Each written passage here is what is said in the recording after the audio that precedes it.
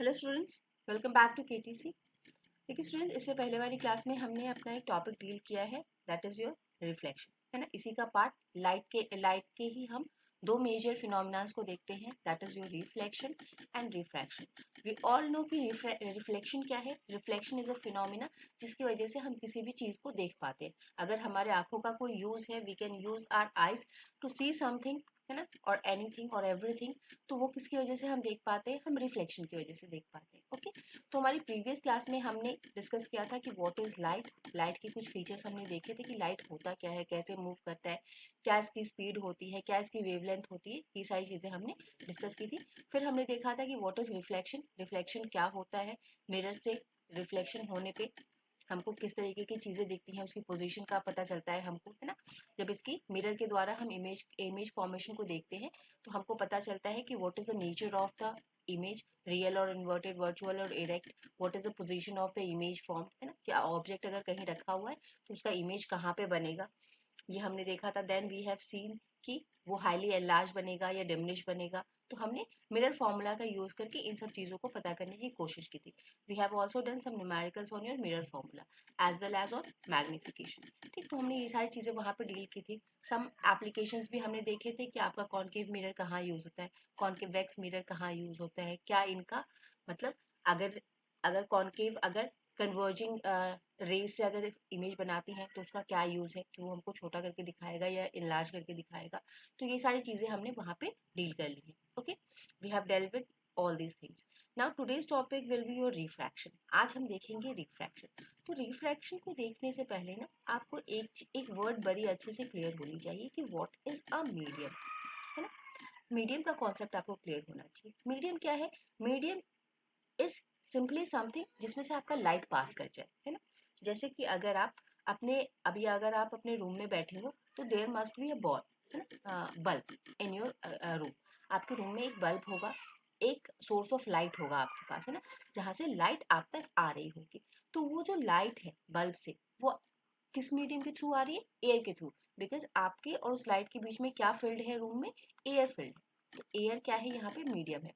वैसे ही अगर आप मान लीजिए किसी वाटर बॉडी में आपको कोई चीज देखनी है ना, तो आप क्या करेंगे? टॉर्च लगाएंगे और फिर देखेंगे। अगर मान लीजिए आपका कोई कॉइन गिर गया है तो आप देखना चाह रहे हैं कि यहाँ पे कॉइन कॉइन मेरा कहाँ गिरा, है ना। तो अगर आप टॉर्च से अगर देखने की कोशिश करेंगे तो ये जो लाइट आ रही है ना, ये कहाँ से पास कर रही है? वाटर से। तो ये क्या हो गया? Here water is the medium.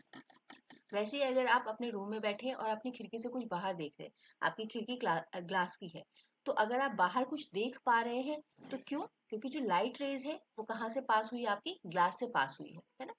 तो यहाँ पे जब आपकी आंखों से रोशनी निकली तो ये जो ग्लास का विंडो है, ये आप है, ये विंडो है, और इधर कुछ चीज हो रही है बाहर में। तो आपकी आंखों के और ग्लास के बीच में पहले क्या है? एयर है, फिर ये ग्लास है, और फिर क्या है? फिर एयर है। तो यहाँ पे मीडियम क्या क्या हो गया आपकी लाइट के लिए? एक एयर हो गया, एक ग्लास हो गया, और एक क्या हो गया? फिर से एयर हो गया। तो दिस इज योर मीडियम, कि ऐसी चीज जिसमें से लाइट पास कर रही है। Okay, now coming to the topic. अब देखिए, अब आते हैं हम अपने टॉपिक पे। ये इमेज, ऐसा एक्सपेरिमेंट आपने बहुत जगह देखा होगा ना, हाँ, है ना। बार बार आपको ये इमेजेस हर जगह, जब भी रिफ्रैक्शन की बात करते हैं तो this is a very popular image. कि अगर आप एक स्ट्रेट पेंसिल को पानी से आधे भरे हुए ग्लास में अगर डालते हैं तो उसका नीचे वाला पोर्शन जो है ना, वो आपको कैसा दिखेगा? थोड़ा सा टेढ़ा टाइप का, बेंड टाइप का दिखेगा, है ना। आपको क्या लग रहा है कि पेंसिल टेढ़ी है, बट दिस इज नॉट, ये टेढ़ा नहीं है, this is not the case. यहाँ पे क्या है? यहाँ पे रिफ्रैक्शन हो रहा है, दैट्स वाई हमको ये क्या है? टेढ़ा दिख रहा है। अब देखिए, अगर हम रिफ्रैक्शन की अब बात करें, थोड़ी सी डेफिनेशन वाली बात अगर हम कर लें, तो यहाँ पे क्या है कि जब भी आपकी लाइट ट्रैवल कर रही है, ट्रैवल कैसे करेगी? मान लीजिए ये आपका क्या है? एक इंसिडेंट रे आया, ठीक है। देखिए ये क्या है? अगर किसी चीज पे कोई रे फॉल करेगी, लाइट की अगर रे फॉल करेगी, तो वो क्या है? This is called what? Incident ray. This is your incident ray. तो अब क्या है? यहाँ पे हमारा एयर था और यहाँ पे हमारा क्या है? ग्लास है। First medium is air, second medium is your glass.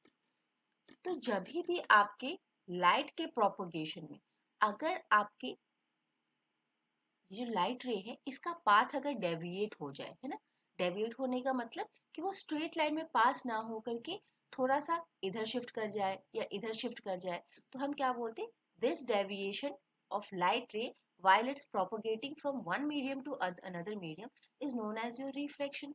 Okay, देखिए और थोड़े सिंपल वर्ड्स में देखें तो refraction is due to the change in the light of speed of the light as it enters from one transparent medium to another, है ना, कि light अगर एक ट्रांसपेरेंट मीडियम से दूसरे ट्रांसपेरेंट मीडियम में जाता है तो उसका क्या है, स्पीड थोड़ा सा चेंज हो जाता है ना, स्पीड चेंज हो जाएगा एज वेल एज पाथ थोड़ा सा चेंज हो जाएगा। ओके, तो this is your refraction. Okay, एक और चीज हमको जाननी है कि रेयरर और डेंसर मीडियम क्या होता है। What is a rarer medium and what is a denser medium. Rare और डेंस का मतलब क्या है, डेंस वो चीज होगी जो ज्यादा हार्ड है ना, जो ज्यादा ज्यादा हार्ड है, जिसके मॉलिक्यूल्स बहुत ज्यादा कॉम्पैक्ट है वो ज्यादा डेंसर है, और जिसके मॉलिक्यूल्स दूर दूर है वो रेयर है ना। जैसे air is what, a rarer medium as compare to your glass, rare is a air is a rarer medium as compare to water. Water के मॉलिक्यूल्स में पास है, हमको याद है ना जो बेसिक चीज होती है जो हम स्टेट ऑफ मैटर में पढ़ते हैं कि एयर और गैस, वाटर और solid, solid liquid and gas, है ना। तो गैसेस मॉलिक्यूल्स दूर दूर होते हैं, तो जिसमें मॉलिक्यूल्स जितने दूर है वो उतना रेयर है, और जिसमें मॉलिक्यूल्स जितने पास है जितने कॉम्पैक्ट है वो उतना डेंसर मीडियम है। ठीक है, तो अब आपको इससे क्या याद रखने को मिलेगा, इससे क्या आप समझ सकते हैं कि जब भी आपका लाइट जो है, अगर मान लीजिए वो रेयर एंड मीडियम से, अगर रेयर एंड मीडियम से डेंसर मीडियम में आ रहा है ना, जैसे दिस वाला केस है कि एयर जो है आपका रेयर मीडियम है और ये डेंसर मीडियम है, तो यहाँ पे जब आपका लाइट प्रोपोगेट करेगा ना तो it will do what, it will move towards the normal आएगा। क्यों, क्योंकि ये कॉम्पैक्ट है, लाइट अभी फ्रीली आ रहा था, यहाँ पे इसको मूव करने के लिए बहुत फ्री स्पेस थी, बट जैसे ही वो ग्लास में आया ना, एट द बाउंड्री जैसे ही वो ग्लास में आया, इस पे क्या है, प्रेशर पड़ गया, क्योंकि यहाँ पे मॉलिक्यूल्स बड़े पिचके पिचके हैं, इस यहाँ पे क्या किया मॉलिक्यूल्स ने, इसको दबा दिया, दबा किधर दिया, टुवर्ड्स द नॉर्मल, है ना। बस ये समझने के लिए, है ना, ताकि आपको याद रहे, it is a normal way कि हम इसको याद रख पाए, है ना, कि हमको ये याद रहेगा कि क्यों ये इधर टुवर्ड्स तक किया, क्योंकि इसको प्रेस किया गया, है ना, क्योंकि मॉलिक्यूल्स बहुत कॉम्पैक्ट है तो मॉलिक्यूल्स ने इसको प्रेस कर दिया वेयर, टुवर्ड्स द नॉर्मल। हमको ये वाली चीज तो हमने नॉर्मल इंसिडेंट और रिफ्लेक्शन वाली देखी है ना, वहां पे आपका जब हमने रिफ्लेक्शन किया था तो वहां पे हमने देखी थी कि जो लाइट आती है वो इंसिडेंट रे है, उसी के परपेंडिकुलर, उसी पॉइंट पे अगर एक परपेंडिकुलर ड्रॉ करें तो this is your normal, this is your incident, and जो हमको रिफ्लेक्ट होके मिले वो रिफ्लेक्टेड। लेकिन यहाँ पे रिफ्लेक्शन नहीं हम पढ़ रहे, हमको क्या करना है, रिफ्रैक्शन को देखना है।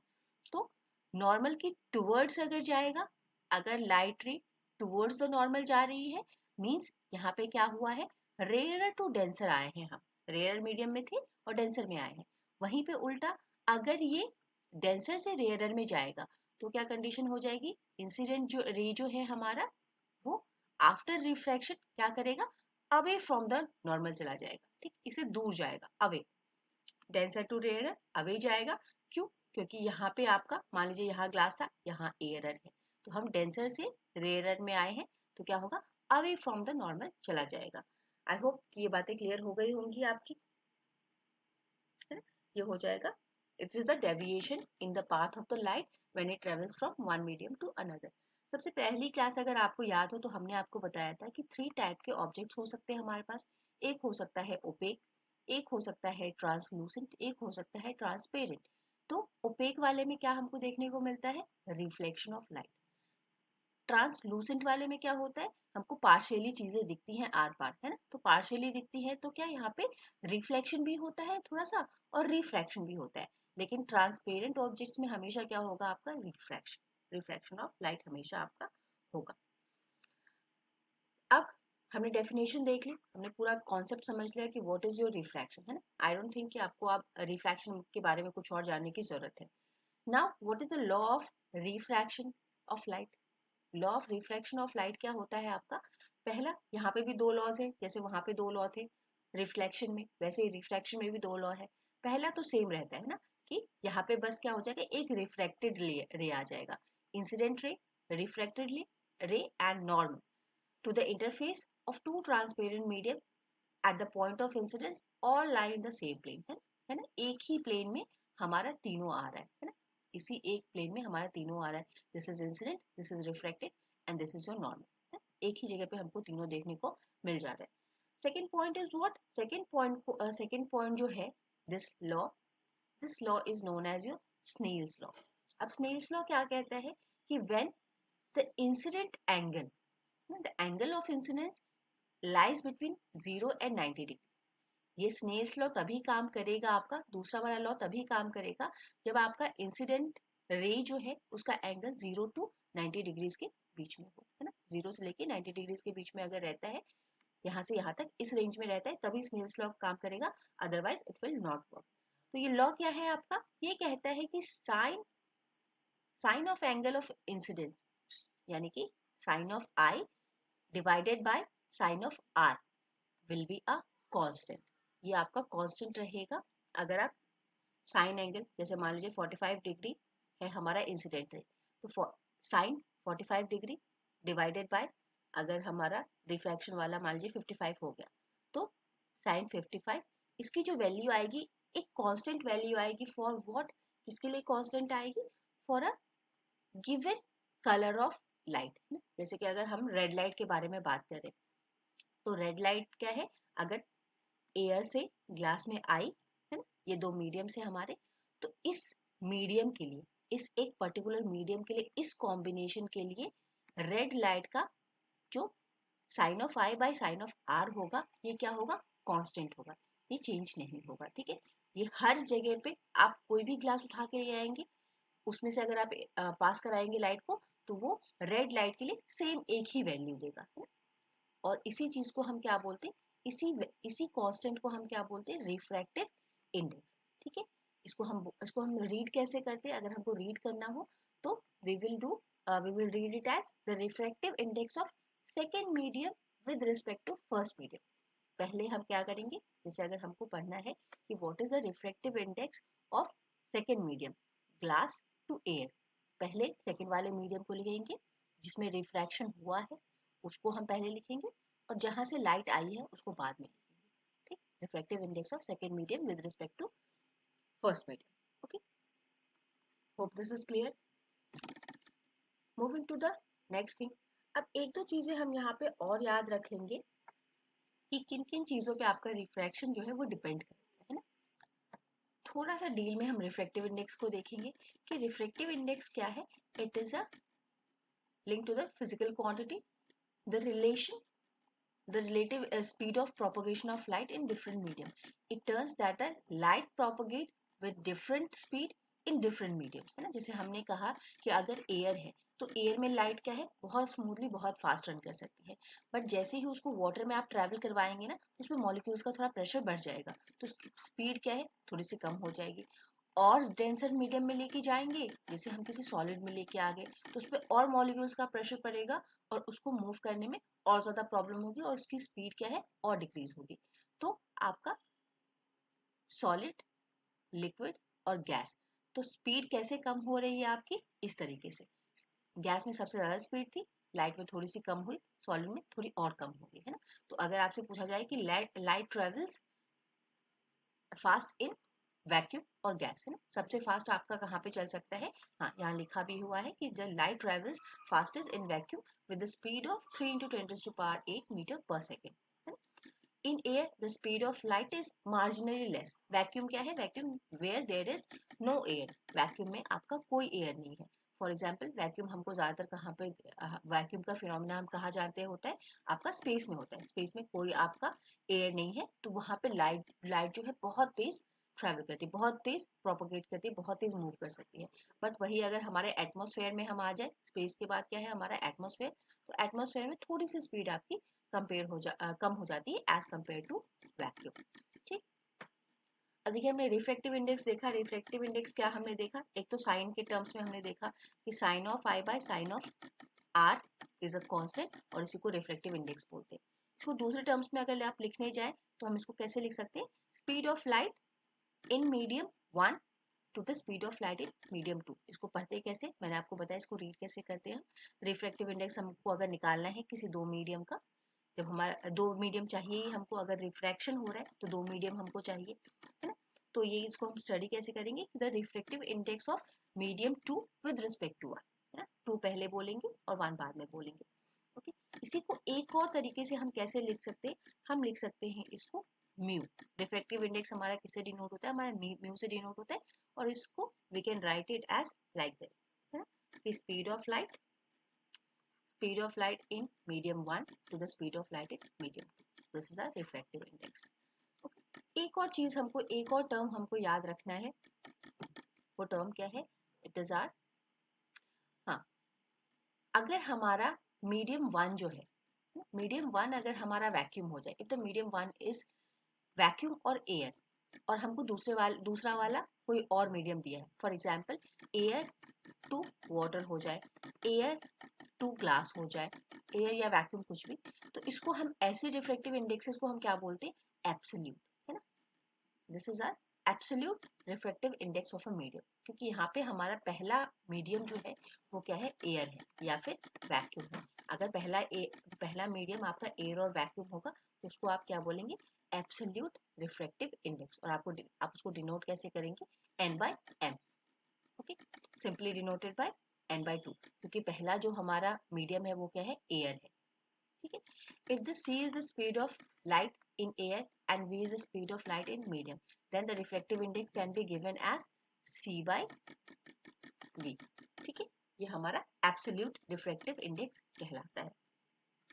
अब एक चीज हमने कही थी कि रिफ्रैक्शन पे किस किस चीजों का इफेक्ट पड़ता है, जो रिफ्रैक्शन है या फिर जो रिफ्रैक्टिव इंडेक्स है, तो इसमें आपका किन किन चीजों का असर पड़ेगा, it will depend on the wavelength of the light, it will depend on the colour of the light, कि किस कलर का आपका लाइट है, उसकी वेवलेंथ कितनी है, टेम्परेचर बढ़ने या घटने से भी इफेक्ट पड़ता है आपके रिफ्रैक्टिव इंडेक्स पे। अब इन तीनों का असर किसका नहीं पड़ता है, आपका फ्रीक्वेंसी का असर नहीं पड़ता है ना, कि अगर एयर से आपका किसी और मीडियम में अगर लाइट जा रही है तो वहां पे फ्रीक्वेंसी चेंज नहीं होगी, है ना। आपका फ्रीक्वेंसी जो है वो उतनी ही रहेगी, बट क्या क्या चेंज हो जाएगा जब आप एक मीडियम से दूसरे मीडियम में जाएंगे, जब रिफ्रैक्शन होगा तो किन किन चीजों पे असर पड़ सकता है, आपका वेवलेंथ पे असर पड़ सकता है ना, आपके कलर पे असर पड़ सकता है, आपके टेम्परेचर पे असर पड़ सकता है, या फिर इन तीनों का स्पीड ऑफ लाइट पे असर पड़ सकता है ना।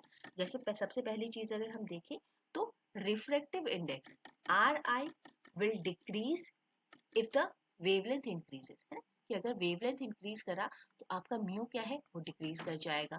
अगर आपका जो कलर ऑफ लाइट है, ये भी आपका कलर से रिलेटेड है, क्योंकि कलर के अपने अपने वेवलेंथ होते हैं, हर कलर का अपना वेवलेंथ होता है, जो हम पढ़ते हैं वेवग्योर जो आप पढ़ते हैं, है ना, दीज आर द 7 कलर्स, और इन सब कलर्स का अपना वेवलेंथ होता है। तो आपका कौन से कलर का लाइट को आप ट्रैवल करवा रहे हैं, कौन से लाइट का रिफ्रैक्शन हो रहा है, उस पर डिपेंड करेगा कि उसकी स्पीड कैसी होगी, है ना, किस मीडियम में कैसी स्पीड होगी, वो आपको डिपेंड करेगा उस पर। देन टेम्परेचर का क्या असर पड़ता है, टेम्परेचर का असर बहुत कम होता है, बट स्टिल आपको पता होना चाहिए कि टेम्परेचर के बदलने से क्या है, आपका जो आपका रिफ्रैक्टिव इंडेक्स है वो चेंज हो जाएगा, है ना। जैसे हमको पता है कि अगर हम वाटर को गर्म करेंगे, हीट देंगे, तो उसके मॉलिक्यूल्स क्या है, फार्दर चले जाएंगे, तो वो जितना ठंडे वाले कंडीशन में, कोल्ड वाले कंडीशन में जितना डेंसर था उतना डेंसर नहीं रह जाएगा। अगर इसकी डेंसिटी चेंज हो रही है, मतलब कुछ ना कुछ तो हमारा पाथ में भी डेविएशन देखने को मिलेगा, है ना, with the change in temperature. तो टेम्परेचर की चेंज से भी आपका क्या है, रिफ्रैक्टिव इंडेक्स बदल जाएगा। अगर हमने टेम्परेचर को हमने इंक्रीज किया तो हमारा क्या है, रिफ्रैक्टिव इंडेक्स क्या है, डिक्रीज हो जाएगा। अगर इसको इंक्रीज किया तो रिफ्रैक्टिव इंडेक्स डिक्रीज हो जाएगा, है ना। यानी कि refractive index and your wavelength plus wavelength and temperature दोनों क्या है, इनवर्सली प्रोपोर्शनल है, कि अगर आपने एक को चेंज किया, एक को अगर आपने बढ़ाया तो दूसरा क्या है, घट जाएगा। ओके, तो this is all about your reflection. Reflection क्या आपकी एनसीईआरटी में कुछ आपके मीडियम्स दिए हुए हैं, उनका रिफ्रैक्टिव इंडेक्स दिया है, इसमें से कुछ कुछ की हमको जरूरत पड़ती है जब हम अपना क्वेश्चन सॉल्व करेंगे ना रिफ्रैक्टिव इंडेक्स पे, तो हमको वहाँ पे इसकी जरूरत पड़ती है ना। जैसे कि आप देखिए कुछ क्वेश्चंस को हम यहाँ पे देख लेते हैं कि A ray of light is traveling in air enters obliquely into water. हमारा मीडियम क्या है, पहला क्या है, एयर. देखिए पहले एयर का नाम आया है, फिर कहाँ एंटर किया इसने, वाटर में. ठीक, यानी कि ये rarer medium, this is your denser medium. तो does the light ray bend towards the normal और अवे फ्रॉम द नॉर्मल, है, एंड वाई हमको बताना है. तो आपको हमने बताया कि जब रेयरर से डेंसर में आता है ना, तो ये क्या होगा, टुवर्ड्स द नॉर्मल आएगा, टुवर्ड्स द नॉर्मल. क्यों, क्योंकि यहाँ पे ये फ्रीली मूव कर सकता था, यहाँ मॉलिक्यूल्स दूर थे, ये रेयरर मीडियम था, ये डेंसर मीडियम है, मॉलिक्यूल्स बहुत पास पास है, तो they will push the light, तो it will move towards the normal, है ना, towards the normal. Why, because it is a denser medium as compared to the rarer medium, as simple as that, है ना. Second question अगर हम देखें तो second question कहता है light enters from air to glass having a reflective index of इतना. मतलब air to glass, air to glass क्या है ना, तो अगर हम इसको लिखना चाहें तो सेकंड मीडियम को पहले लिखेंगे, ये लिखेंगे ग्लास टू एयर, या फिर एयर टू ग्लास इस तरीके से भी लिख सकते हैं, आप ऐसे लिख लीजिए एयर टू ग्लास क्या, ये ज़्यादा इजी रहता है. तो इस ये कितना है हमारा 1.50 है.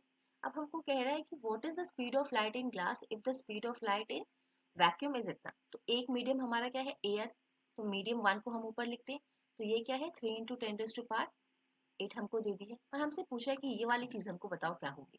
तो बहुत सिंपल है, 1.5 is equal to your what, 3 × 10⁸, और ये हमको निकालना है. तो इसको आप यहाँ कर देंगे, this is what, this is the speed of light in glass में कितना है, ये हो जाएगा 3 × 10⁸ डिवाइडेड बाय 1.5, है ना. यहाँ का एक जीरो आप ऊपर कर दीजिए, यहाँ 10 लगा दीजिए, आप ऊपर गया ये 10 हो गया, और ये अगर इसको हम इंटू कर ले तो ये हो जाएगा हमारा 30, नीचे हो जाएगा 50 × 10⁸, इसको कट कर देंगे 2 आएगा. तो ग्लास में स्पीड ऑफ लाइट क्या है, 2 × 10⁸ मीटर पर सेकेंड. सिंपली हमने निकाल लिया. नेक्स्ट क्वेश्चन नंबर थर्ड कहता है कि the medium having highest optical density. Simple है, कुछ नहीं कह रहा है, ये हमसे सिर्फ कह रहा है कि वो ज्यादा डेंसर है? मतलब बहुत ज्यादा हाईएस्ट डेंसिटी है अगर किसी मीडियम की. Also find the medium with the lowest optical density. आपको ये टेबल दी है ना, ये टेबल हमको दी है, इसमें हमको पूछ रहा है कि कौन सा सबसे ज्यादा डेंस है आपका और कौन सा सबसे ज्यादा रेयर है. तो डेंस कौन सा होगा, जिसका रिफ्रैक्टिव इंडेक्स जितना ज्यादा है वो उतना डेंसर है ना. तो जिसका सबसे ज्यादा रिफ्रैक्टिव इंडेक्स होगा वो सबसे ज्यादा ऑप्टिकली डेंसर मीडियम होगा, और जिसका सबसे कम रिफ्रैक्टिव इंडेक्स है वो क्या है, सबसे ज्यादा रेयर है. तो देखिए सबसे छोटा वैल्यू हमको क्या दिख रहा है, दिस वन 1.003, है ना, बाकी सब इससे ज्यादा है ना. और सबसे ज्यादा वाला कौन दिख रहा है हमको, डायमंड. तो दिस इज द एलिमेंट या फिर medium which has the highest optical density. ठीक है, तो हमारा आंसर क्या हो जाएगा इसका, हमारा डायमंड आंसर हो जाएगा. अब नेक्स्ट है आपका, आपको तीन चीज के बारे में बताया है, कह रहा है कि ये टेबल देख के बताइए कि किसमें लाइट सबसे फास्ट ट्रेवल करेगी.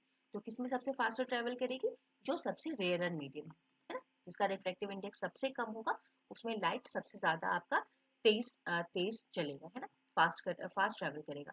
क्वेश्चन नंबर 5 कहता है कि the refractive index of diamond is this 2.42. ये रिफ्रैक्टिव इंडेक्स है. What is the meaning of this statement. इस मीनिंग का स्टेटमेंट क्या है, इस मीनिंग का स्टेटमेंट क्या है कि अगर हमारा एयर से हमने डायमंड में आपका पास कराया लाइट को, है ना, तो वो हमको उसकी वैल्यू क्या आएगी, it is a constant value, है ना, for sine of i to sine of r. यानी कि अगर हमने एयर से, एक मीडियम एयर होगी और एक मीडियम क्या रहा होगा हमारा, डायमंड.